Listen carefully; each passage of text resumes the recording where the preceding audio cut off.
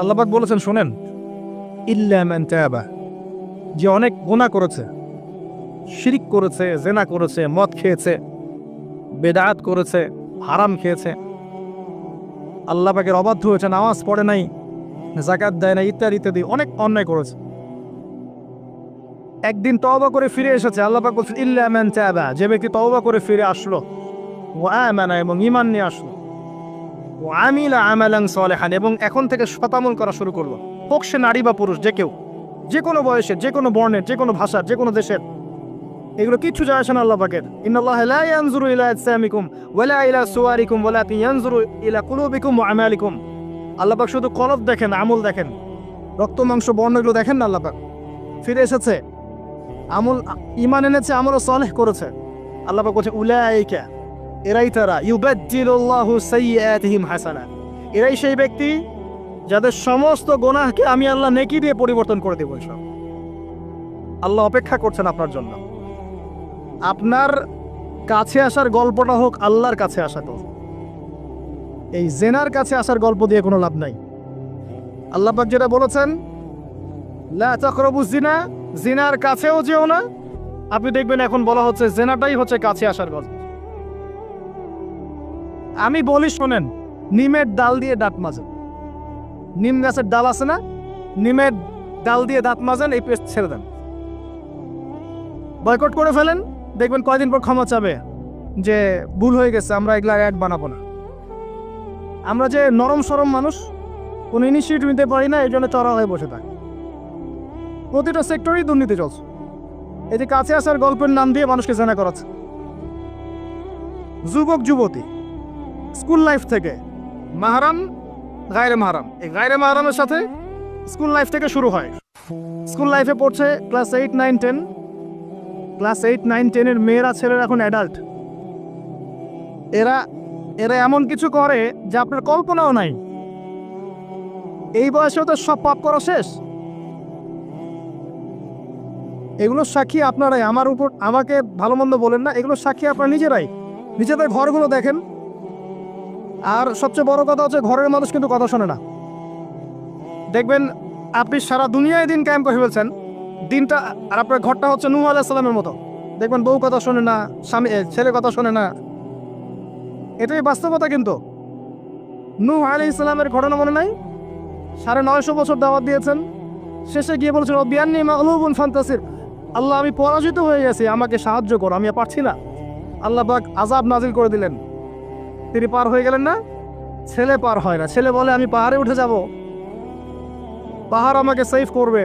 নূহ আলাইহিস সালাম বলছেন আজকে কেউ সেভ করতে পারবে না আল্লাহর আযাব থেকে। একটু পরে ঢেউ এসে বাপ বেটার মাঝখানে পার্থক্য করে দিল, ছেলে ডুবে মরে গেল, তার স্ত্রী পর্যন্ত ঈমান নিয়ে আসলো না। আল্লাহর কাছে হাত তুলে দোয়া করছেন, আল্লাহ আমার ছেলে, আমার আহাল, আমার পরিবার। আল্লাহ ধমক দিয়ে বলছেন যে লাইসা মিন আহলিক, সে তোমার পরিবারের কেউ না। দেখবেন আপনি মাশাআল্লাহ দিনদার, আপনার ভিতরে ইসলাম এস্টাবলিশ করা ডিফিকাল্ট। মানুষ এখন খুব ব্যক্তি সচেতন, নিজের মনে যা চাবে সেটাই করবে। আর আনুগত্যকে তারা দাসত্ব মনে করে। কথা বুঝেন? আনুগত্য করাকে দাসত্ব মনে করে। আমি দাসত্ব করবো কেন? আল্লাহ এবং তার রাসূল এবং স্বামী, পরিবার, কর্তাদের আনুগত্যটাকে তারা দাসত্ব মনে করে। অতএব সুখে থাকার মূল মন্ত্র এটাই আপনার, যার যার হক তাকে তাকে দিয়ে দেন, নিজের হক আল্লাহর কাছে চেয়ে নেন, আপনি সুখে থাকবেন ইনশাআল্লাহ। আল্লাহর জন্য বাঁচেন, আল্লাহর জন্য খান, আল্লাহর জন্য পড়েন, আল্লাহর জন্য দিন কায়েম করেন, আল্লাহর জন্য আপনি ইবাদত করেন, আল্লাহর জন্য মারা যান, ইনশাআল্লাহ আল্লাহ আপনাকে জান্নাত দিবে। আর আল্লাহর কাছে আমরা সবাই একা একা ফিরে যাবো। ইন্না লিল্লাহি ওয়া ইন্না ইলাইহি রাজিউন। একা একা একজন একজন করে হিসাব নেবেন আল্লাহ পাক। তখন আমার সাথে কেউ থাকবে? আপনার সাথে কেউ থাকবে? ইন্তেকালের পরে 40টা দিন অপেক্ষা করেন না, মানুষ মনে রাখে? রাখবে না, কাউকে রাখবে না। এটাই দুনিয়ার বাস্তবতা। দুনিয়া বড় নিষ্ঠুর। আর এগুলোর বাস্তবতা আপনারা যত দিন যাবে তত দেখবেন, উপলব্ধি করবেন। একদম কাঠামো ভেঙে যাবে। ফ্রি মিক্সিং দিয়ে, হারাম রিজিক দিয়ে, আপনার এই যে অপসংস্কৃতি দিয়ে পরিবারের কাঠামোই ভেঙে যাবে, সমাজের কাঠামো ভেঙে যাবে। মানুষ দেখবেন আত্মহত্যা করে মারা যাবে বেশি বেশি। বাবার খোঁজ নিবে না সন্তান। কিয়ামতের আলামত জানতালি দেলামাতু রাব্বাতুহা, দাসী মনিবকে জন্ম দিবে, মা বাবার সাথে দাস দাসীর মতো আচরণ করা হবে। টাকার জন্য, সম্পদের জন্য মানুষ ভাইকে হত্যা করবে, বোনকে হত্যা করবে, ছেলে ছেলে বাবাকে হত্যা করবে, মাকে হত্যা করবে, এগুলো সব কিয়ামতের আলামতের হাদিস। এগুলো আপনি বাস্তবতা মিলিয়ে দেখেন 100% মিলে যাবে। এগুলো চলছে এখন। এই জায়গায় আমি বলবো আত্মকেন্দ্রিক হন। একটা আয়াত শোনাচ্ছি আপনাকে, আমার খুব পছন্দের একটা আয়াত, এবং আল্লামা তাকি উসমানীর নাম শুনেছেন? আমার জানা মতে বিশ্ব বরেণ্য আলেমদের একজন। তিনি একটা গোটা বই লিখেছেন, পুরা বইটাই একটা আয়াতের উপরে। বইটা পড়েন, আপনার কাছে মনে হবে বইটার প্রতিটা কথা আপনার জন্য লেখা হয়েছে। তাজকিয়া, আত্মশুদ্ধি, আত্মশুদ্ধি ও তাসাউফ। ওই বইয়ের প্রথমে টাইটেল, একটা হেডলাইন আয়াত আছে, ইয়া আইয়ুহাল্লাযীনা আমানু, হে মুমিনগণ, আলাইকুম আনফুসাকুম, নিজের নফসের খবর নেওয়া, নিজের নফসের খবর নাও, নিজে ঠিক হও। মান লা ইয়াদুররুকুম মান দাল্লা ইন ইহতাদাইতুম, যারা পথভ্রষ্ট হয়ে যাচ্ছে বা গেছে, এদের পথভ্রষ্টতা তোমাদের কোনো ক্ষতি করবে না যদি তোমরা হেদায়েতের উপর থাকো। এর চেয়ে বড় কোনো মেডিসিন নাই। এই আয়াতের মধ্যে সব কিছু আছে, আমাদের সমস্যা এবং আমাদের সলিউশন। আমাদের সমস্যা হচ্ছে আমরা পরের দিকে বেশি চোখ তুলি, আঙ্গুল তাকাই, তোমার এটা ঠিক নাই, তোমার এটা ঠিক নাই, তোমার আকীদা ঠিক নাই, তোমার আমল ঠিক নাই, তোমার তাজকিয়া ঠিক নাই, তোমার রিজিক ঠিক নাই, ইত্যাদি ইত্যাদি। নিজের দিকে এতবার আঙ্গুল আমরা তুলি না। আমার আকীদা ঠিক আছে কিনা, আমার মানহাজ ঠিক আছে কিনা, আমার আমল বেদাত মুক্ত কিনা, আমার রিজিক ঠিক আছে কিনা, আমার পরিবার ঠিক আছে কিনা, আমার নফসে আত্মশুদ্ধি আছে কিনা, আমার ভিতরে হিংসা আছে কিনা, গীবত আছে কিনা, তোহমত দেই কিনা, অহংকার আছে কিনা, এগুলো আমাকে চিন্তা করতে হবে। আলাইকুম আনফুসাকুম, নিজের নফসের খবর নাও। এই নফস নিয়ে আল্লাহর কাছে যেতে হবে। এই একটা আয়াত যদি বুঝে আসে, আপনার প্রবলেম সলভ। এখানে সমস্যা হচ্ছে আমরা আগে মানুষের সংশোধন চাই, কিন্তু আল্লাহ বলছেন আগে নিজেকে সংশোধন করো, নিজে আগে সংশোধিত হও। একটা বাতি থেকে 1000টা বাতি জ্বলবে ইনশাআল্লাহ। আর নিজেকে সংশোধন করতে না পারলে আমি বাতি জ্বালাতে পারবো না। তো ইভেন এখানে বসে আমি যে কথাগুলো বলছি বা বলবো বা বলা হয়, যারা বলে, তারা নিজেরা যদি সেগুলোর উপর আমল না করে, এই কথার কোনো তাসির হবে না আপনার উপরে। আপনি শুনবেন, এক কান দিয়ে ঢুকবে, আর এক কান দিয়ে বেরো যাবে, বাসায় গিয়ে ঘুমিয়ে যাবেন। এটা বাস্তবতা। রাসূলুল্লাহ, শোনেন, রাসূলুল্লাহ সাল্লাল্লাহু আলাইহি ওয়াসাল্লামের দাওয়াতে এত হিউজ মানুষ ইসলাম কবুল করলো কেন বলেন তো? মূল কারণ কি জানেন? ইসলামের প্রতিটা বিষয়ের উপরে নবী সাল্লাল্লাহু আলাইহি ওয়াসাল্লাম নিজে আগে আমল করে দেখিয়েছে। এই জন্য তার কথার মধ্যে নূর এবং তাসির এবং বারাকা এত বেশি ছিল যে মানুষের কলিজার মধ্যে কথাগুলো আঘাত করেছে, মানুষ পরিবর্তন হয়েছে। আর আমাদের টোটাল উল্টা। এইখানে বসবো, এই ধরনের জায়গায় যারা বসি তাদের এক শ্রেণীর কথা বলছি, সবাই না। এখানে অনেক মানুষ আছেন যারা আল্লাহওয়ালা, এবং যারা বেশি ভাইরাল না, যারা তো সেলিব্রিটি না, রাতের বেলা তাহাজ্জুদ পড়ছেন, দেখেন কোনো মাদ্রাসায় খেদমত করছেন, এমন কিছু করছেন যাদেরকে কেউ চেনে না আল্লাহ ছাড়া, তারা আল্লাহর কাছে সেলিব্রিটি। এখানে টোটালি উল্টা। আমরা বলি যেটা, সেটা নিজেরা করি না, আর সেটা করি যা বলি না। আমি আপনাদেরকে বলি, আমি যা জানি তা 30-40% আমি আপনাদেরকে বলতে পারি না, ভয়ে বলি না। আর আমি যা বলি তার 100%-এর মনে হয় 50-60-70% আমি করতে পারি না। নিজেদেরকে নিয়ে শঙ্কিত আমরা যে কি হবে। তো এই আয়াতের উপর আমল ছাড়া আমাদের কোনো গতি নাই। ইয়া আইয়ুহাল্লাযীনা আমানু, হে মুমিনগণ, আলাইকুম আনফুসাকুম, নিজের নফসের খবর নাও। লা ইয়াদুররুকুম মান দাল্লা ইন ইহতাদাতুম, তোমরা যদি হেদায়েত প্রাপ্ত হয়ে থাকো, ওদের পথভ্রষ্টতা তোমাকে ক্ষতি করবে না। ইসলামের শত্রুদের কথা বাদ দেন, আগে নিজেকে ঠিক করেন, নিজে থেকে ঠিক করেন।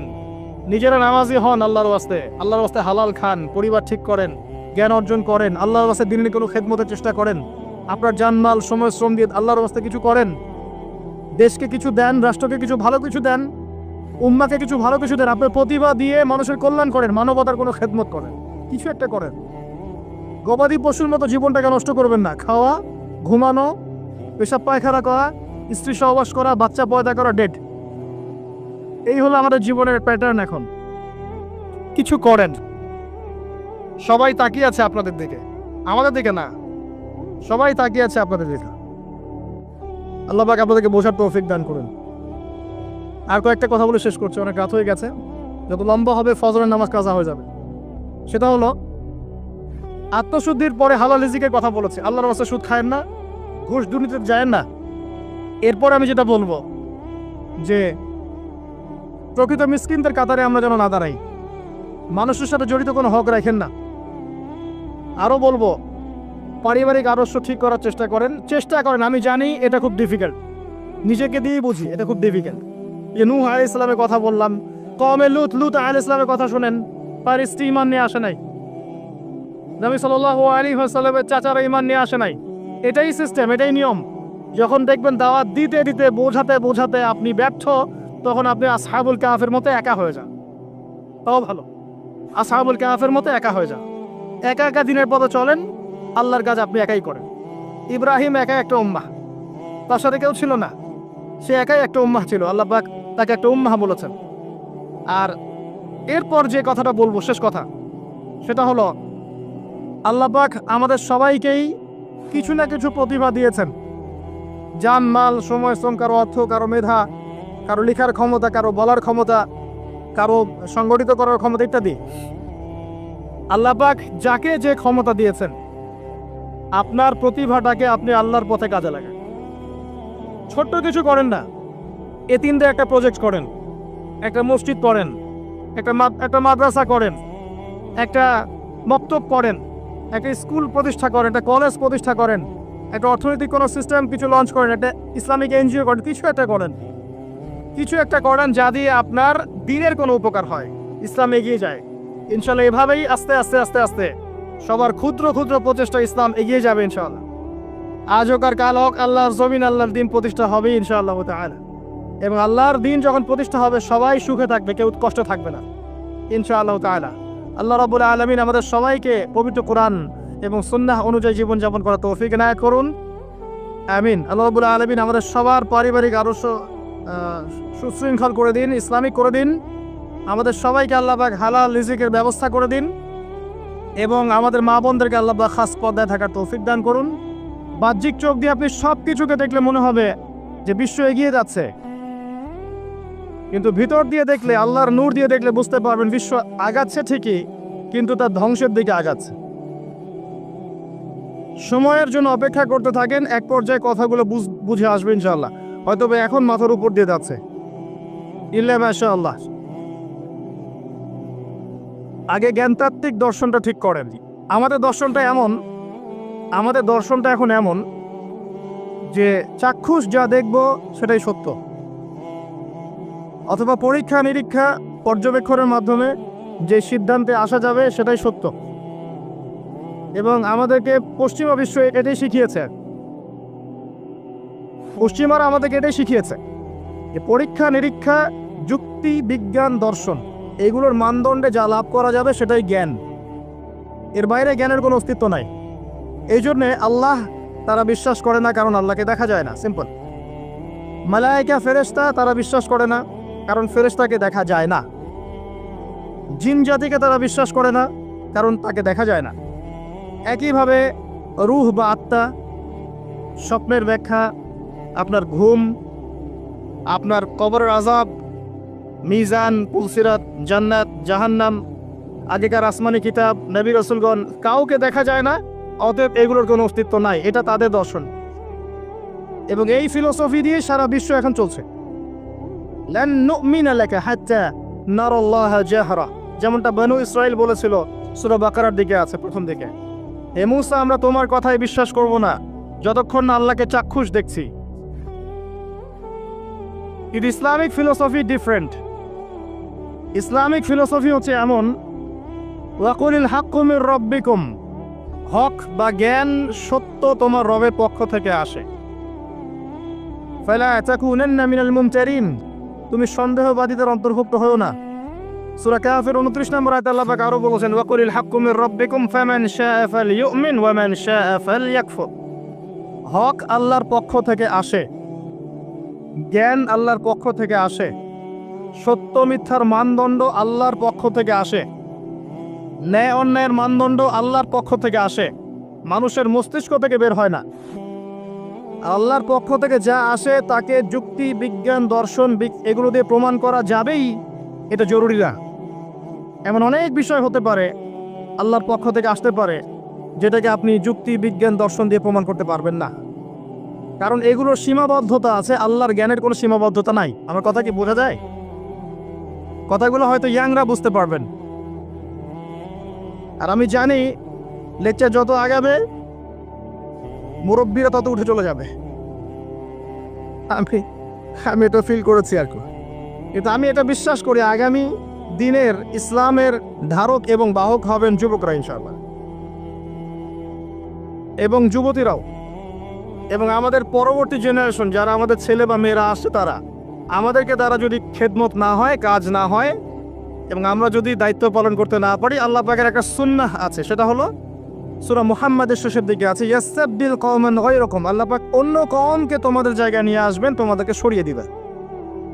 আমার মতো অপদার্থকে দিয়ে যদি কাজ না হয়, আল্লাহ পাক আমাদেরকে সরিয়ে দিবেন, দিয়ে অন্য বড় বড় স্কলার তৈরি করবেন ইনশাআল্লাহ। আল্লাহ পাকের সুন্নাহ আছে কিছু, ইন তানসুরুল্লাহ ইয়ানসুরুকুম, তোমরা যদি আল্লাহকে সাহায্য করো, আল্লাহর দ্বীনকে সাহায্য করো, তবেই আল্লাহর সাহায্য আসবে, অন্যথায় আসবে না। আল্লাহ পাকের সুন্নাহ, আল্লাহর সুন্নাহ এগুলা। নাসুল্লাহ ফানাসিয়াহুম, মানুষ যদি আল্লাহকে ভুলে যায়, আল্লাহও তাদেরকে ভুলে যাবে। এগুলো আল্লাহর সুন্নাহ। ইন্নাল্লাহা লা ইউগাইয়িরু মা বিকওমিন হাত্তা ইউগাইয়িরু মা বিআনফুসিহিম, আল্লাহ পাক কোনো কওমের অবস্থা ততক্ষণ পরিবর্তন করেন না যতক্ষণ তারা তাদের অবস্থা পরিবর্তনের চেষ্টা করে না। এগুলো আল্লাহর সুন্নাহ। তাই আমাদেরকে দিয়ে যদি কাজ না হয়, খেদমত না হয়, উম্মার যদি কোনো কল্যাণ না থাকে, আল্লাহ পাক আমাদের সবাইকে সরিয়ে দিবেন ইনশাআল্লাহ, এবং নতুন কওমকে নিয়ে আসবেন। এমন হতে পারে অমুসলিমদেরকে আল্লাহ পাক ইসলামের সৌন্দর্য দেখিয়ে, ইসলাম কবুল করিয়ে এইসব জায়গায় নিয়ে আসবেন, তারা দিনের খেদমত করবে ইনশাআল্লাহ। কারণ আমরা আগাছা, নিজেকে দিয়েই বুঝতে পারছি, মানুষের দিকে চোখ তোলার, আঙ্গুল তোলার দরকার নাই, নিজেকে দিয়েই বুঝতে পারছি আমরা সবাই আগাছা। আল্লাহ পাক সূরা আরাফের 179 নম্বর আয়াতে বলেছেন, ওয়ালাকাদ যারা'না লিজাহান্নামা কাসীরাম মিনাল জিন্নি ওয়াল ইনস, প্রচুর জিন আর মানুষকে দিয়ে আমি জাহান্নাম পূর্ণ করব। খুশি হচ্ছেন? প্রচুর জিন আর মানুষকে দিয়ে আমি জাহান্নাম পূর্ণ করব। কি অপরাধ ছিল? লাহুম কুলুবুন লা ইয়াফকাহুনা বিহা, কলব দিয়েছিলাম, উপলব্ধি করতো না। ওয়ালাহুম আযানুন লা ইয়াসমাউনা বিহা, কান দিয়েছিলাম, শুনতো না। ওয়ালাহুম আ'য়ুনুন লা ইউবসিরুনা বিহা, চোখ দিয়েছিলাম, দেখতো না। উলাইকা কাল আনআম, উলাইকা কাল আনআম, উলাইকা কাল আনআম, এরা হচ্ছে গবাদি পশুর মতো। দে আর জাস্ট লাইক ক্যাটলস, গবাদি পশুর মতো। বাল হুম আদল, বরং তার চাইতেও এরা নিকৃষ্ট। বা উলাইকা হুমুল গাফিলুন, এরা হচ্ছে গাফেল সম্প্রদায়। নিজেকে এমনই মনে হয়, হৃদয় দিয়েছেন আল্লাহ পাক, হয়তো বুঝতে পারছি না। আল্লাহ পাক কান দিয়েছেন, শুনি না। চোখ দিয়েছেন আল্লাহ পাক, দেখি না। কোন চোখ? বাইরের চোখ তো আবু জেহেলেরও ছিল না? তা আবু জেহেল দেখতে পারলো না কেন? সত্য কোনটা? তার কোন চোখ অন্ধ ছিল? হৃদয়ের চোখ। আলী রাদিয়াল্লাহু আনহু আর আবু জেহেল দুইজনকে আপনি চোখের ডাক্তারের কাছে পাঠান, চোখ টেস্ট করান, দেখবেন দুজনের বাইরের চোখ মাশাআল্লাহ 6 পারফেক্ট চোখ। এখন আবু জেহেলের কোন চোখটা অন্ধ, যে কারণে সে আলী রাদিয়াল্লাহু আনহুর মতো সত্যকে চিনতে পারল না? উত্তর দেন। হৃদয়ের চোখ। আল্লাহ পাক এই চোখের কথা বলেছেন, ওয়ালাহুম আ'য়ুনুন লা ইউবসিরুনা বিহা, চোখ দিয়েছিলাম, দেখে নাই। তারা গবাদি পশুর মতো, বরং তার চাইতেও নিকৃষ্ট। 5 বার আজানের ডাক হচ্ছে, হাইয়া আলাস সালাহ, এক ওয়াক্ত নামাজ জামাতের সাথে পড়বে না, আপনি কি একে গবাদি পশুর চেয়ে বেশি মনে করেন? নিসাব পরিমাণ সম্পদ হয়েছে বছরের পর বছর, একদিনও যাকাত দেয় নাই, আপনি কি তাকে পশুর চেয়ে বেশি মনে করেন? সুযোগ পেলেই সুদ খাবে, ঘুষ খাবে, দুর্নীতি করবে, জিনা করবে, ব্যভিচার করবে, আপনি কি তাকে মনে করেন সে পশুর চেয়ে বেটার? ছেলেদের পোশাক পরে রাস্তাঘাটে ঘুরছে, আপনি কি মনে করছেন পশুর চেয়ে বেটার? জুয়া, ক্যাসিনো, মাদকের মধ্যে ডুবে আছে টিকটক প্রজন্ম, টিকটক প্যারালাইজ প্রজন্ম, অপদার্থ, জানোয়ারের মতো এবং একই সাথে বুদ্ধিবৃত্তিকভাবে প্রতিবন্ধী। এই প্রজন্মকে দিয়ে আপনি আশা করছেন ইসলামের পতাকা নিয়ে তারা সামনে যাবে? এরা কি জন্তু জানোয়ার চেয়ে বেটার? জীবনের কোনো উদ্দেশ্য নাই, এই যে বাবা মা পড়াশোনা করাচ্ছে, টাকা খরচ করছে লক্ষ লক্ষ কোটি কোটি টাকা, ওর জীবনে কোনো উদ্দেশ্যই নাই। 20 বছর 25 বছর পড়াশোনা করার পরে 25টা কোরআনের আয়াত সে বলতে পারে না। এটা তো অনেক দূরের কথা, ইভেন অজুর ফরজ কয়টা তাও বলতে পারবে না। কি আশা করছেন? ধর্মতাত্ত্বিকভাবে আমরা যারা আছি দেখবেন সত্য লিপিবদ্ধ আছে কোরআন এবং হাদিসে, তারপরেও স্বীকার করবে না। সে নিজেই হক, বাকি সব বাতিল। উম্মাকে টুকরা টুকরা করতে করতে এখন 73,000 দলে ভাগ করে ফেলেছে। একটা ব্যক্তি যখন হেদায়েত প্রাপ্ত হয়ে ইসলামের দিকে আসতে চাইবে, সে কনফিউজ, আমি যাব কোথায়? সবাই তো আমাকে ডাকছে হ্যামিলনের বাসিওয়ালার মতো, আসো আমার কাছে, আসো তোমার জান্নাত দরকার, আমার কাছে আসো, জান্নাতের সার্টিফিকেট নিয়ে যাও, জান্নাতের লিজ লাগলে নিয়ে যাও। অ্যাটিটিউড এরকম। আল্লাহ পাক এমনি বলেন নাই উলাইকা কাল আনআম, এরা গবাদি পশুর মতো, বাল হুম আদল, বরং তার চাইতেও নিকৃষ্ট। আল্লাহর সুন্নাহ বলছিলাম, যদি আমাদের অ্যাটিটিউড এমন হয়, আল্লাহ পাক আমাদেরকে সরিয়ে দিবেন। আল্লাহ পাকের কিচ্ছু যায় আসে না। এর বাইরে ম্যাক্সিমাম মানুষকে দেখবেন বস্তুবাদী, শুধু পেটের চিন্তা। একটা বাড়ি, একটা গাড়ি, একটা জমি জমা, একটা চাকরি, একটা স্ট্যাটাস, আমি 3 বেলা কিভাবে খাবো, আমার পরিবার কিভাবে সিকিউর থাকবে, দ্যাটস অল। এটাই আমার লাইফের উদ্দেশ্য। ম্যাক্সিমাম আমাদের, কি দাড়িওয়ালার কি দাড়ি ছাড়া, সবারই। হ্যাঁ, আমরা যারা ইসলামের রিপ্রেজেন্টেটিভ সেজে বসে আছি, এইসব চেয়ারে বসছি, এদের মধ্যে অনেক মানুষ আছে যাদের উদ্দেশ্য দুনিয়া। এবং আমি এটা আরো ভালো বুঝতে পেরেছি এই মাহফিল করতে এসে। তার আগে আমার এগুলো বোঝা ছিল না। এরপরে বুঝতে পেরেছি যে মানুষ আসলে দুনিয়ার নেশে এত সহজে থাকতে পারে না। তো কাদের হাতে আপনি ইসলামের বিজয় যাচ্ছেন? আল্লাহু আ'লাম। আমাদের দ্বারা যদি না হয়, আল্লাহ পাক সরিয়ে দিবেন। কেমন করে সরাবেন?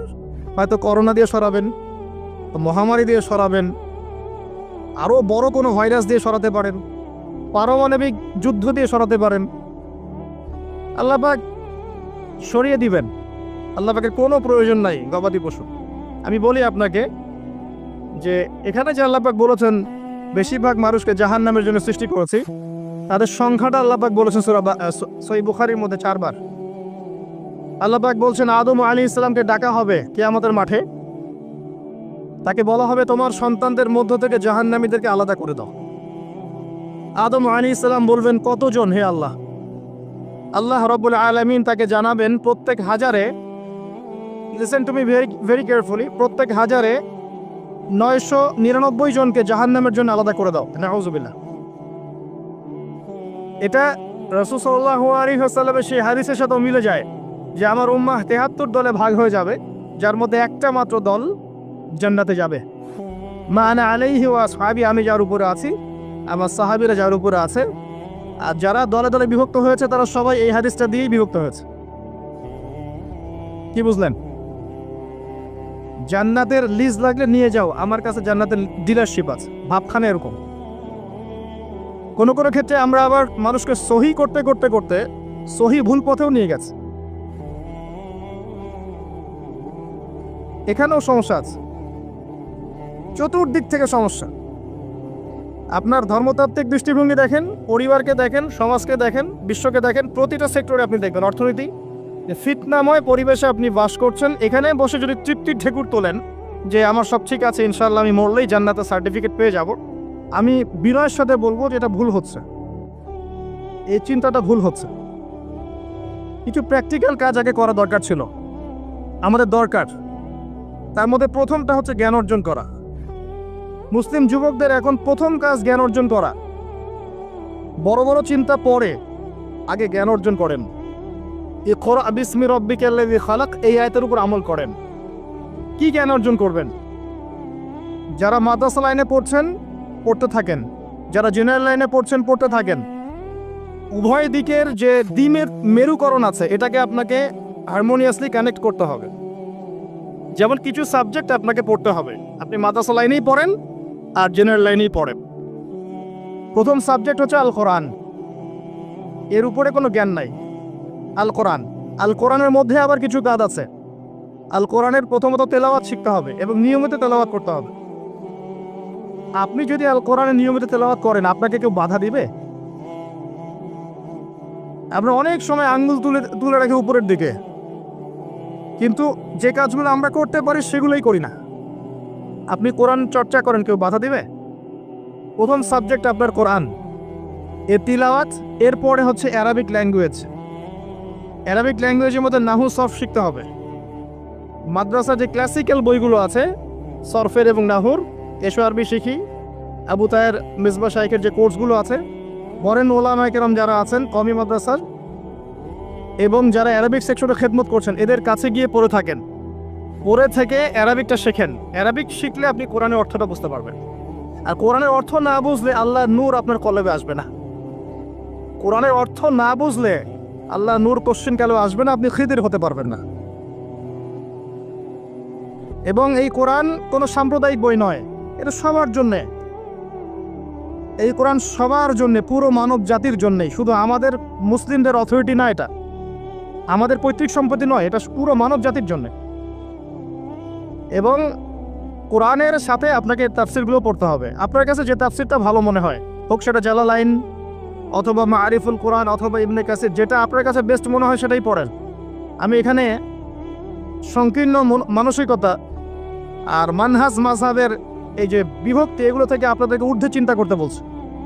এগুলো ঊর্ধ্বে ওঠেন, আপনি পরিপূর্ণ জ্ঞান পাবেন ইনশাআল্লাহ। একটা সম্প্রদায়ের সাথে কানেক্টেড হয়ে থাকলে বাকিদের কাছ থেকে আর জ্ঞান পাবেন না, ফুল স্টপ। আপনি একটা সম্প্রদায়ভুক্ত হয়ে গেলে আপনি বাকিদের থেকে আর জ্ঞান পাবেন না। আপনার কাছে মনে হবে এটাই চূড়ান্ত হক, এর বাইরে কোনো হক নাই। কিন্তু আপনি যদি নিশ্চয়ই বিমানে চড়েছেন কখনো, যদি আপনি ফ্লাই করে থাকেন উপরে, উপর থেকে জমিনটাকে দেখতে যেমন লাগে, আপনি আকাশে আছেন, এখন জমিনটাকে দেখেন কেমন লাগে, আপনাকে ওই জায়গা থেকে চিন্তা করতে হবে। আপনি সবার উপরে ওঠেন, বাহির থেকে সব কিছুকে দেখেন, তাহলে আপনি বুঝতে পারবেন কার মধ্যে কি আছে। কোন একটা ঢুকে গেলে আর বুঝতে পারবেন না এখানে কি সমস্যা আছে, আপনার চোখের সামনে পর্দা পড়ে যাবে। কথা কি বুঝতে পারেন? আল্লাহ বোঝার তৌফিক দান করুন। কোরআন শেখেন, তাফসীর পড়েন। আপনি ফিকহি বিষয় উদার হয়ে যান। এখানে কোনো সংকীর্ণতার অবকাশ নাই। ইসলামের বৈচিত্র্য ইসলামের সৌন্দর্য। ইসলামের এই বৈচিত্র্যটাই ইসলামের সৌন্দর্য। কেউ যদি বলে যে এই দল এটাই চূড়ান্ত হক, এর বাইরে হকের কোনো মানদণ্ড নয়, সে ডাহা মিথ্যা কথা বলছে। ফিকহি বিষয়ে সাহাবায়ে কেরাম উদার ছিলেন।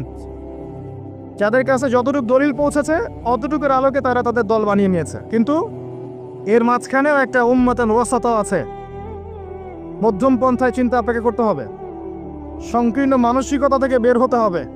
ওই আব্বাসীয় খেলাফতের সময় যখন মঙ্গোলিয়ানরা আক্রমণ করেছিল বাগদাদকে, এই জায়গাটা ভালো করে বোঝেন। যখন মঙ্গোলিয়ানরা আক্রমণ করেছে বাগদাদকে, তখনও কিছু মানুষ বসে বসে ঝগড়া করছিল, বাহাস করছিল যে কাকড়া খাওয়া হালাল না হারাম। আমার কথা বুঝতে পারেন? কাকড়া খাওয়া হালাল না হারাম এটা নিয়ে বাহাস করছিল। অলরেডি মঙ্গোলিয়ানরা হামলা করে দিয়েছে। পুরো বৈশ্বিক প্রেক্ষাপটে আমরা এখন সেটাই করছি। পুরো বিশ্বের প্রেক্ষাপটে মুসলিমদের যে অবস্থা, এখন আমরা অভ্যন্তরীণভাবে এটাই করছি। কে হাত কোথায় বাঁধবেন, কে কোথায় পায়ে পা লাগাবেন কি লাগাবেন না, আস্তে আমিন বলবেন না জোরে বলবেন, তারাবির নামাজ সামনে তারকা বাজ আসবে, 20 পড়বেন না 8 পড়বেন, ঈদের নামাজ কত তাকবীরে পড়বেন ইত্যাদি। যে মাসআলাগুলোকে নিয়ে সাহাবায়ে কেরামের যুগ থেকে শুরু করে ইখতিলাফ চলে আসছে, এগুলো নিয়ে আমরা কিয়ামত পর্যন্ত ইখতিলাফ করতেই থাকবো। বলেন ঠিক, তাই না? এটাই করছি আমরা। এবং সারা বিশ্বের প্রেক্ষাপটে আমাদেরকে আজকে চতুর্দিক থেকে গলার মধ্যে রশি পেঁচিয়ে টান দেয়া হয়ে গেছে, খালি ফাঁসির কাস্টে ঝোলা বাকি এখন আমাদের। উদাহরণটা এভাবে দিতে পারি আমি, যারা বোঝা তারা বুঝবেন ইনশাআল্লাহ। সমুদ্রের ধারে দাঁড়িয়েছেন কখনো? অনেকে দাঁড়িয়েছেন, ওখানে কিছু চোরাবালি থাকে, আছে চোরাবালি আছে। এই চোরাবালিতে কেউ যদি ডুবে যায়, দেখা যায় যে আস্তে আস্তে তার হাঁটু, তারপরে তার কোমর, তারপর বুক আস্তে আস্তে ডুবতে থাকে। আমাদের অবস্থাটা এখন এমন হয়েছে যে প্রথমে আমাদের উম্মাহ, এই দেহটা একটা চোরাবালিতে পড়েছিল, পরে তার প্রথমত টাকনু পর্যন্ত ডুবেছে। সে হাত পা ছোড়াছড়ি করছে, আমাকে বাঁচাও, আমাকে উঠাও। চারপাশে উম্মার অনুসারী মানুষরা ছিলেন, তারা বলছে নড়াচড়া করবেন না, নড়াচড়া করবেন না, নড়াচড়া করলে আরো ডুবে যাবেন, ওইভাবে থাকেন। উম্মাহ বেচারা এভাবেই ছিল। তারপর আস্তে আস্তে আস্তে আস্তে তার হাঁটু পর্যন্ত ডুবে গেল। সে অস্থির হয়ে ছটফট করছে, আমাকে বের করো, আমাকে বের করো, আমি ডুবে যাচ্ছি।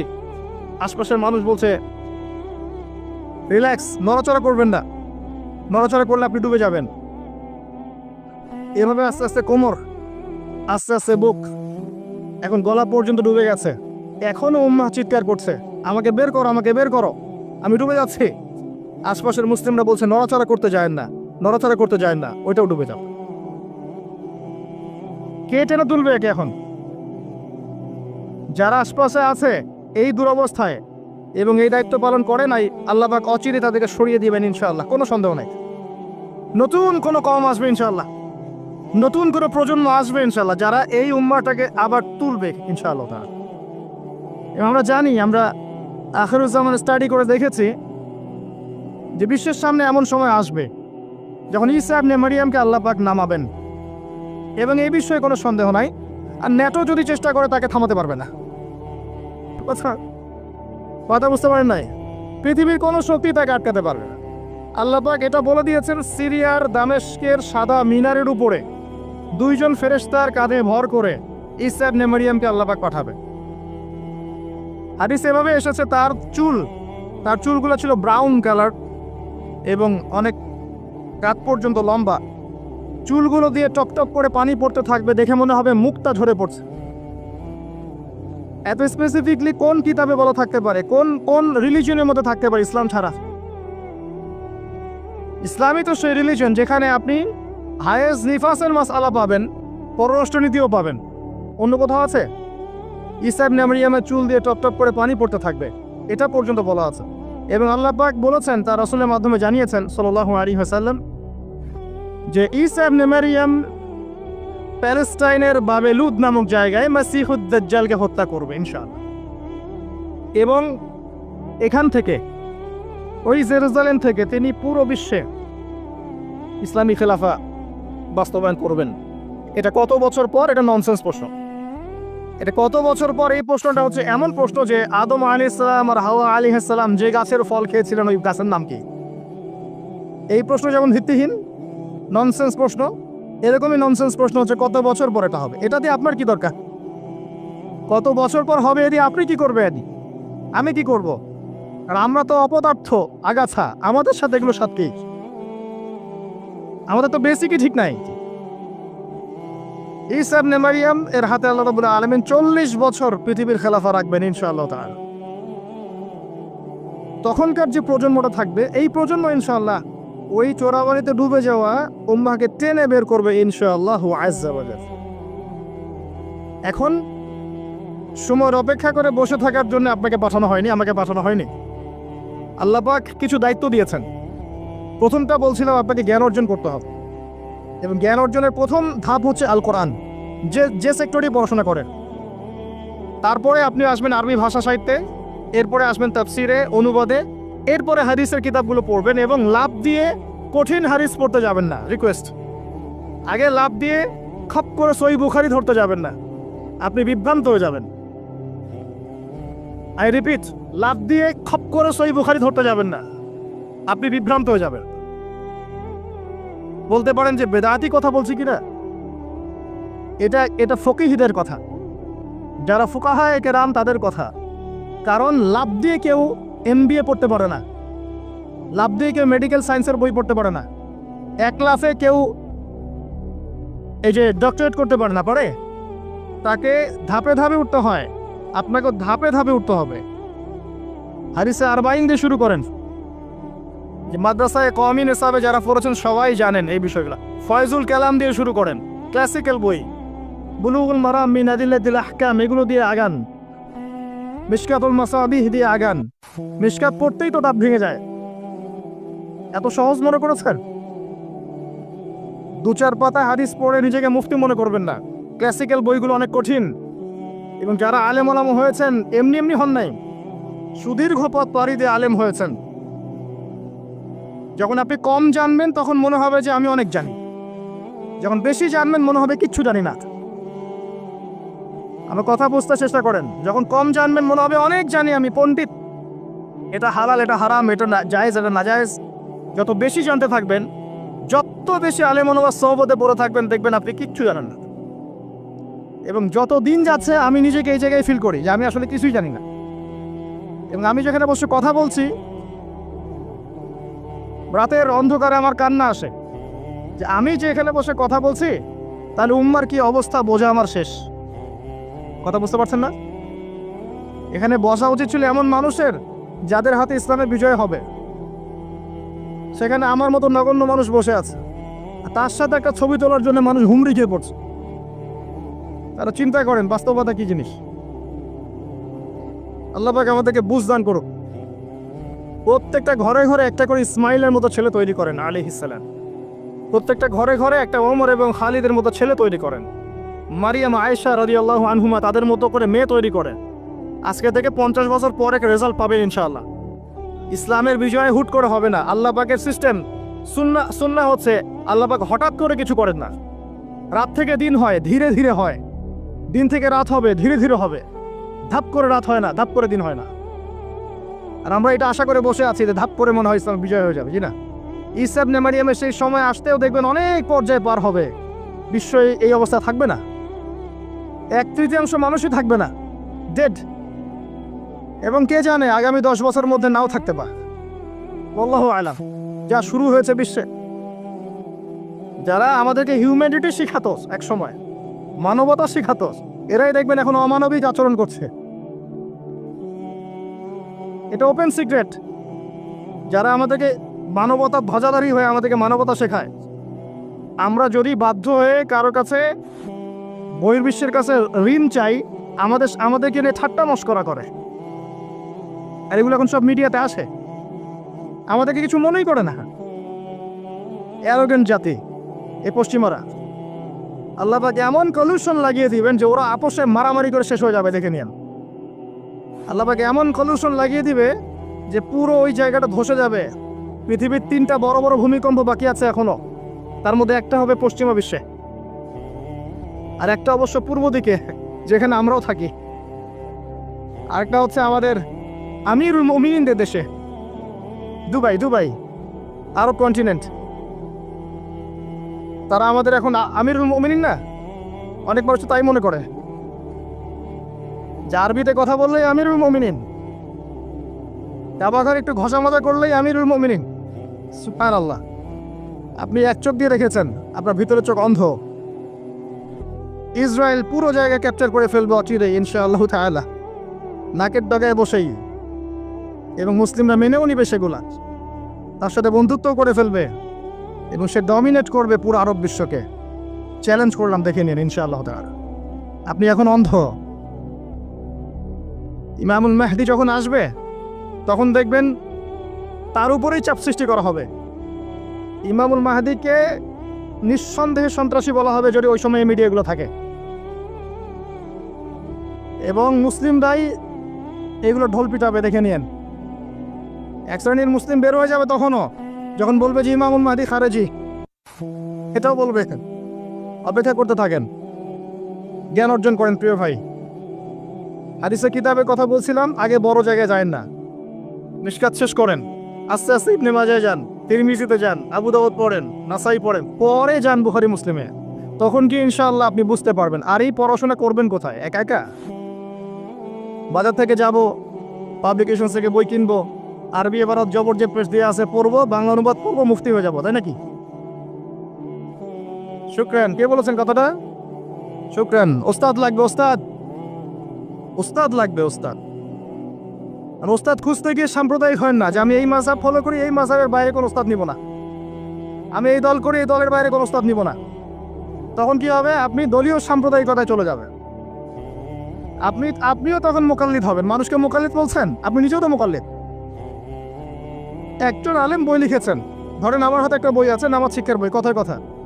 তো এখন এই বইটার মধ্যে তিনি কিছু দলিল দিয়েছেন, রেফারেন্স দিয়েছেন, নামাজকে সাবিত করেছেন, আপনি এখন সেটা ফলো করছেন। হাদিসের নাম্বারগুলো দেওয়া আছে, আপনি ফলো করছেন। ফলো করে বলছেন আমি গায়রে মুকাল্লিদ, তোমরা সবাই মুকাল্লিদ। এই যে বইটা তিনি লিখলেন, আপনি তো লেখককে ফলো করছেন, লেখক যা লিখেছেন তাই ফলো করছেন। অবশ্যই আপনিও তার মাযহাব মেনেছেন, তার মতকে মানেন নাই, মেনেছেন। নাকি আপনি প্রত্যেকটা হাদিসকে যাচাই বাছাই করে দেখেছেন কোনটা সহিহ কোনটা জয়ীফ? দেখেছেন? তাহলে আপনি তার মত মেনেছেন, আর মত তো মানতেই হচ্ছে। এই মতটুকু না মানলে তো আমি দিন বুঝতেই পারবো না। পারবো? আমরা কি সবাই স্কলার, মুস্তাহিদ? আমরা কি সবাই ইস্তেহাদ করার যোগ্যতা রাখি? তাহলে নিঃসন্দেহে এমন মানুষের কাছে যেতেই হবে যিনি ইস্তেহাদ করার যোগ্যতা রাখেন। তিনি যখন গবেষণা করে একটা ফতোয়া দিবেন, আমি সে ফতোয়াটাকে সর্বোচ্চ আমার সাধ্যমতো মেলানোর চেষ্টা করতে পারি এবং অন্যান্য আলেমদের কাছে শরণাপন্ন হতে পারি যে আপনারা এটার ব্যাপারে কি মত দিচ্ছেন। কিন্তু আমাকে তো সাধারণ মানুষ হিসেবে আলেম ওলামার কাছে যেতেই হচ্ছে এবং মাযহাব মানতেই হচ্ছে। বিষয়টা এমন নয় যে আমি সরাসরি কোরআন সুন্নাহকে মানতে পারি। পারি কি? কোরআন এবং সুন্নাহর প্রত্যেকটা জিনিস বোঝার সরাসরি যোগ্যতা আমার আছে? যদি না থাকে তাহলে মাধ্যম লাগে না?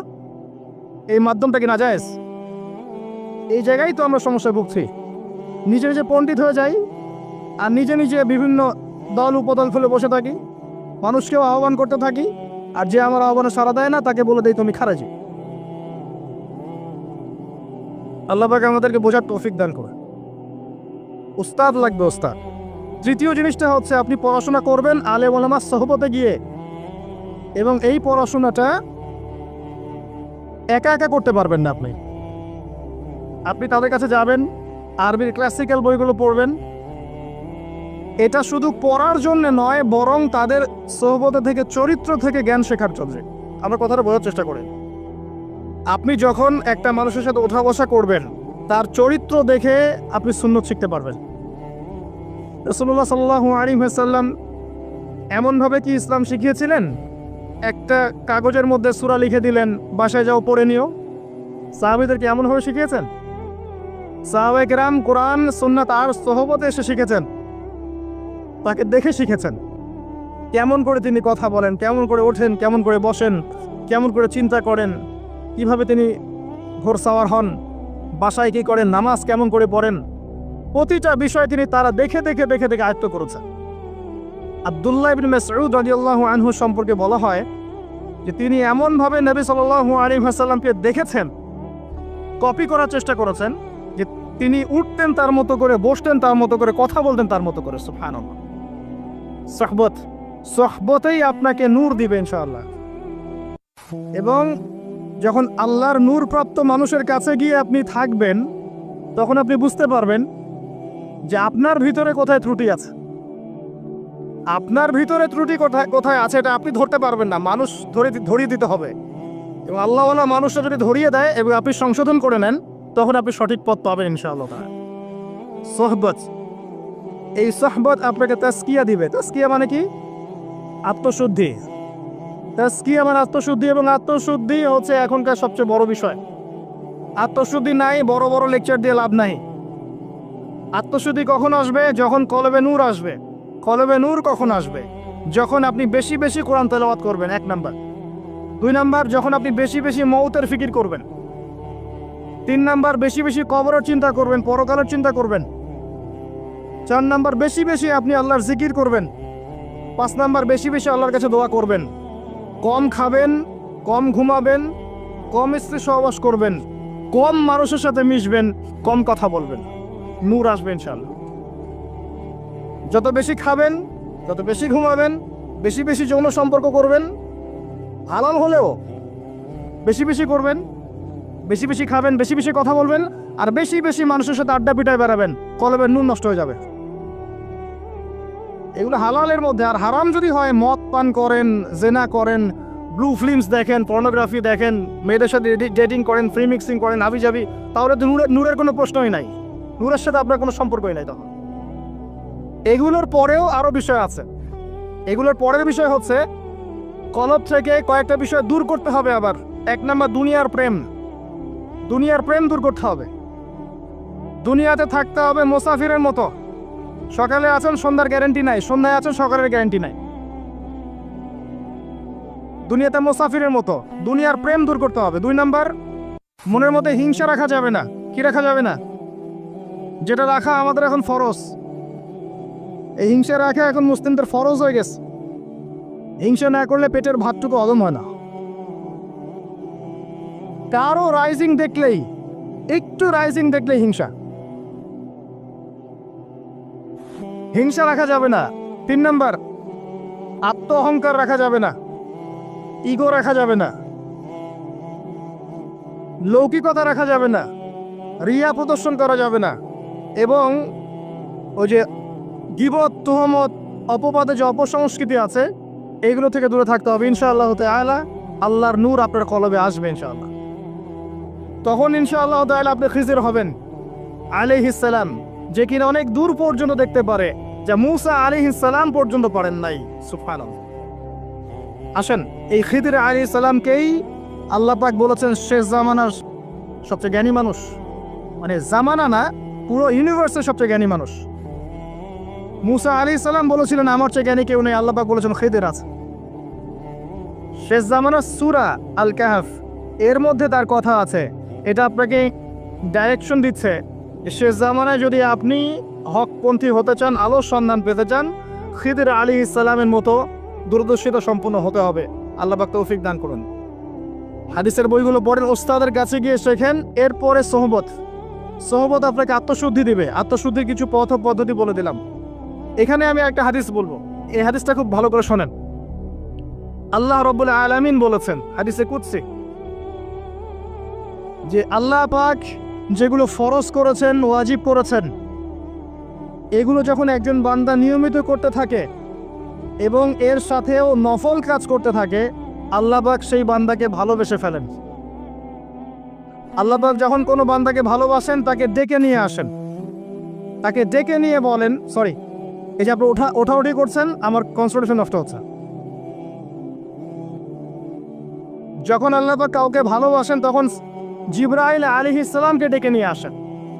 ডেকে নিয়ে এসে বলেন যে পৃথিবীতে অমুকের পুত্র অমুক, তাকে আমি ভালোবাসি, হে জিবরাইল তুমিও তাকে ভালোবাসো। এরপর জিবরাইল আলাইহিস সালাম তাকে ভালোবাসতে থাকেন এবং অন্যান্য মালায়েকাদেরকে ডেকে জিবরাইল আলাইহিস সালাম বলেন আল্লাহ অমুককে ভালোবাসেন, আমিও তাকে ভালোবাসি, তোমরা সবাই তাকে ভালোবাসো। এরপর সমস্ত ফেরেশতারা তাকে ভালোবাসতে শুরু করে। এরপর ফেরেশতা মণ্ডলী পৃথিবীতে আসেন, এসে দুনিয়াবাসীকে উদ্দেশ্য করে বলেন যে অমুকের পুত্র অমুককে আল্লাহ ভালোবাসেন, জিবরাইল ভালোবাসে, আমরা ভালোবাসি, তোমরা সবাই তাকে ভালোবাসো। এরপর দুনিয়ার মানুষদের কাছে তার মর্যাদা বাড়িয়ে দেওয়া হয়, তার দিকে মানুষের মনকে ঘুরিয়ে দেওয়া হয় এবং তার প্রতি মানুষের ভালোবাসা সৃষ্টি করে দেওয়া হয়। আল্লাহ পাকের নূর যখন আপনার ভিতরে আসবে, ইনশাআল্লাহ দেখবেন আল্লাহ রাব্বুল আলামিন আপনার হাতে তার দ্বীনের পতাকা দিবেন ইনশাআল্লাহু আযজা ওয়া জাল্লা। তাজকিয়ার প্রয়োজন, তাজকিয়া না আসলে নূর আসবে না। লাভ নাই ভাই, প্রচুর ইবাদত বন্দেগী করে মনের মধ্যে অহংকার রেখে কোনো লাভ নাই।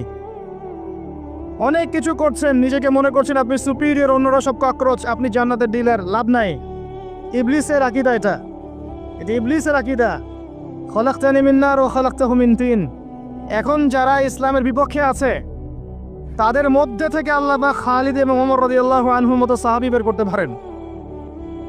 আল্লাহ পাকের সুন্নাহ বোঝা খুব দুষ্কর। যাকে আপনি তুচ্ছ করছেন, আল্লাহ পাক তাকে হেদায়েত দিয়ে আপনার চেয়ে বড় জায়গায় নিয়ে যেতে পারেন। যাকে আপনি বড় কাফের মনে করছেন, আল্লাহ পাক কাল তাকে হেদায়েত দিয়ে ইসলামের খেদমত করাতে পারেন। আবার আল্লাহ পাক আপনাকে, যিনি 5 ওয়াক্ত নামাজ পড়ছেন, রোজা রাখছেন, আপনাকে পথভ্রষ্ট করে দিয়ে জাহান্নামে নিতে পারেন। অতএব আত্ম অহংকারের কোনো সুযোগ নাই। তাজকিয়া দরকার। কদ আফলাহা মান যাক্কাহা ওয়া কদ খাবা মান দাসাহা। কদ আফলাহা মান তাযাক্কা ওয়া যাকারা ইসমা রাব্বিহি ফাসাল্লা বাল তু'থিরুনা আল হায়াতা আদ-দুনিয়া ওয়াল আখিরাতু খায়রু ওয়া আবকা। তাজকিয়ার পরে কি করবেন? চেষ্টা করেন হালাল রিজিক অন্বেষণ করার। আল্লাহর ওয়াস্তে সুদ খায়েন না, আল্লাহর ওয়াস্তে ঘুষে যায় না, আল্লাহর ওয়াস্তে, আল্লাহর দোহাই দিয়ে বলছি দুর্নীতি করেন না, আল্লাহর ওয়াস্তে মানুষের সম্পদ আত্মসাৎ করেন না। আল্লাহকে ভয় করেন, আল্লাহর ওয়াস্তে করেন, আল্লাহর ওয়াস্তে ছেড়ে দেন। হাত জোর করে রিকোয়েস্ট করছি, সুদ খায়েন না। নিজের মায়ের সাথে জেনার মতো অপরাধ, নিজের মায়ের সাথে জেনার মতো অপরাধ, এটা আমার কথা নয়, এটা মুহাম্মদ সাল্লাল্লাহু আলাইহি ওয়াসাল্লামের কথা, যাকে কবরে আপনাকে দেখানো হবে, যিনি আপনার জন্য সুপারিশ করবেন কাল কিয়ামতের মাঠে, যিনি আপনার জন্য হাউজে কাউসারের পানি নিয়ে দাঁড়িয়ে থাকবেন, আপনার উসওয়াতুল হাসানা, সেই মুহাম্মদ সাল্লাল্লাহু আলাইহি ওয়াসাল্লামের কথা। সুদ খেও না। এর সর্বনিম্ন পাপ নিজের মাকে বিয়ে করা, নিজের মায়ের সাথে জেনা করা। কেউ যদি এই সমাজে নিজের মায়ের সাথে জেনা করে থাকে, কালকে সকালে রাস্তায় বের হয়, আপনি চাইবেন তাকে রজম করে মেরে ফেলতে, চাইবেন না? এই কাজ দিব্যি আমরা করছি। সর্বোচ্চ পাপ সুদের, আল্লাহ এবং তার রাসূলের সাথে যুদ্ধ করা। অনেক দিন আয়াতটা বলেছি, আবারও বলছি, শোনেন। কারণ কিছু মানুষের কানে ঢুকতেই চায় না কথা। আল্লাহ পাক বলেছেন, ইয়া আইয়ুহাল্লাযীনা আমানু, হে মুমিনগণ, ইত্তাকুল্লাহ, আল্লাহকে ভয় করো। ওয়াযারু মা বাকিয়া মিনার রিবা, সুদের অবশিষ্ট অংশগুলো ছেড়ে দাও। ইন কুনতুম মুমিনিন, যদি প্রকৃতপক্ষে মুমিন হয়ে থাকো। ওয়া ইল্লাম তাফআলু, যদি তোমরা এই কাজ না করো। শুনেন আল্লাহর কথা। আল্লাহ বলছেন, যদি তোমরা এই কাজ না করো, ফাযানু বিহারবিম মিনাল্লাহি ওয়া রাসূলিহি, তাহলে আল্লাহ এবং তার রাসূলের সাথে যুদ্ধের ঘোষণা শুনে না। The path is yours. Choose your path. রাস্তা আপনার, আপনি চুজ করেন কোন পথে আপনি যাবেন। কেউ বাধ্য করবে না আপনাকে। লা ইকরাহা ফিদ্দিন, দিনে কোনো বাড়াবাড়ি নাই। তরোয়াল দিয়ে কেউ বলবে না যে সুদ খেও না। তরোয়ালের জোরে কেউ বলবে না যে ইসলাম কবুল করো। ইসলাম এগুলো হারাম। ইসলাম এভাবে ছড়ায় নাই। এগুলোর সাথে ইসলামের কোনো সম্পর্ক নাই। ইসলামের নামে যারা সন্ত্রাসবাদ ছড়িয়েছে এবং জঙ্গিবাদ ছড়িয়েছে, এগুলোর সাথে ইসলামের কোনো সম্পর্ক নাই। ইসলাম বাধ্য করবে না আপনাকে, কিন্তু আপনি রাস্তা ওয়াহাদাইনাহুন নাজদাইন, দুইটা পথ আমি দেখিয়ে দিয়েছি, আপনি একটা চুজ করেন। ইম্মা শাকিরা ওয়া ইম্মা কাফুরা, ইচ্ছা হলে আপনি কুফরি করেন, ইচ্ছা হলে কৃতজ্ঞ হন। আল্লাহ বলেছেন সুদ খেও না। নিজের মায়ের সাথে জেনা করা, আল্লাহ এবং তার রাসূলের সাথে যুদ্ধ করা। আপনি পথ চুজ করেন। একটা টাকা যদি হারাম থাকে রিজিকে, আপনার ইবাদত কবুল হবে না। সে যেই হোক, দাড়ি টুপি পাগড়ি জুব্বাওয়ালা মানুষও যদি সুদ খায়, জায়েজ হয়ে যাবে না। পৃথিবীর সমস্ত মানুষ যদি ভোটাভুটি করে যে সুদ হালাল, হালাল হয়ে যাবে না। পরিবারের হালাল রিজিকের ব্যবস্থা করেন। অনেক মানুষ দেখা হয়, কথা হয়, মেসেঞ্জারে টেক্সট করে, হোয়াটসঅ্যাপে নক করে, বড় চাকরি করতো, 60,000 70,000 80,000 টাকা বেতন পেত, তখন রিজিকে বরকত ছিল না, ছেড়ে দিয়েছে, চায়ের দোকান দিয়েছে, এখন রিজিকে বরকত আছে। আজকে একজনের সাথে দেখা হয়েছে, তিনি ইউএস বাংলা এয়ারলাইন্সে কাজ করেন। আমাকে বলছেন, ভাই, মুরব্বী মানুষ, আমার পরিবারের সদস্য সংখ্যা বেশি ছিল, হারাম জবে ছিলাম, সুদ খেতাম, সুদি এনজিওতে কাজ করেছি, আপনার লেকচার শুনেছি, আলহামদুলিল্লাহ, আল্লাহ পাক শুনিয়েছেন তাকে, এখানে আমার কোনো ক্রেডিট নাই, তিনি ছেড়ে দিয়েছেন, এখন এখানে কাজ করেন। আমি বললাম, পরিবারে কি কোনো সমস্যা হয়, রিজিকে বরকত আছে না? তিনি বলছেন, এখন বারাকার শেষ নাই। বলছে, কেউ অসুস্থ হয় না পরিবার আমার এখন, আগে ডেইলি অসুস্থ হতো। আমার টাকা চুরি চামারি হয় না, আগে আমার টাকা আত্মসাৎ হয়েছে। বরকত কি জিনিস আপনাকে বুঝাই। বরকত চোখে দেখা যায় না। আপনি হালাল রিজিকে থাকেন, দেখবেন আপনার পরিবারের মানুষ কম অসুস্থ হচ্ছে, খরচ কমে গেল, আপনার সম্পদ চুরি ডাকাতি হচ্ছে না, নিরাপদ আছে। আপনার অল্প রিজিক আল্লাহ রহমত বরকত ঢেলে দিলেন, অল্প খেয়ে আপনি তৃপ্ত, মেডিসিনের খরচ নাই, অসুস্থতার খরচ নাই, আজে বাজে কোনো খরচ নাই, কারণ আপনি হারাম খাচ্ছেন না। বরকত চোখে দেখা যায় না, এটা বুঝতে হয়। আবার দেখবেন মাসে কোটি টাকা আর্ন করছেন, এই যে বড় একটা ক্যান্সার, এই যে কিডনি ড্যামেজ, এই যে ব্লাড চেঞ্জ করতে হচ্ছে, একটা রোগ শেষ হচ্ছে আরেকটা শুরু হচ্ছে, বাবার অসুখ, মায়ের অসুখ, এই সমস্যা ওই সমস্যা একটার পর একটা লেগেই আছে। এই প্রজেক্ট নষ্ট হচ্ছে, ওই প্রজেক্ট নষ্ট হচ্ছে, আবার মানুষ ছিনতাই করছে, চুরি ডাকাতি করছে। এটা আল্লাহ পাকের গজব। রহমত বরকত চোখে দেখা যায় না, এটা আপনাকে বিশ্বাস করতে হবে যে আল্লাহর পক্ষ থেকে এগুলো আসে। ইমানের 6 পিলার শক্ত গায়েব, আল্লাহ বিশ্বাস গায়েব, মালায়েকা ওয়া কুতুবিহি ওয়া রুসুলিহি ওয়াল ইয়াউমিল আখির ওয়াল কদরি খাইরি ওয়া শাররি, সবই গায়েব। অদৃশ্য বিশ্বাসের নামই তো ঈমান। তো বরকত রহমত কি দেখা যাবে? দেখা যাবে না। রূহ বা আত্মাকে দেখেছেন? আপনার শরীরে নাই। এভাবেই আল্লাহ রহমত বরকতে বিশ্বাস করতে হবে। আল্লাহ পাক ইনশাআল্লাহ তাআলা আপনার হালাল অল্প রিজিকে বারাকা দিবেন ইনশাআল্লাহ। আল্লাহর ওয়াস্তে দুর্নীতি করেন না, আল্লাহর ওয়াস্তে করেন না। আমি বলি একটা হাদিস শোনাই, আমরা তো দায়িত্ব পেলে অনেক খুশি হই। রাসূলুল্লাহ সাল্লাল্লাহু আলাইহি ওয়াসাল্লাম বলেছিলেন, হে আবু যর, তুমি কখনো দুইজন ব্যক্তির দায়িত্ব নিতে যেও না। যদি দুইজন ব্যক্তির দায়িত্ব নাও, যেন তোমাকে ছুরিবিহীন জবাই করে ফেলা হয়েছে, কারণ প্রত্যেককে তার দায়িত্ব সম্পর্কে জিজ্ঞাসা করা হবে। আমরা তো খুশি হই। রাসূল সাল্লাল্লাহু আলাইহি ওয়াসাল্লাম বলেছেন, তোমরা কি জানো সবচেয়ে বড় মিসকিন কে? সবচেয়ে বড় মিসকিন কে? দরিদ্রকে?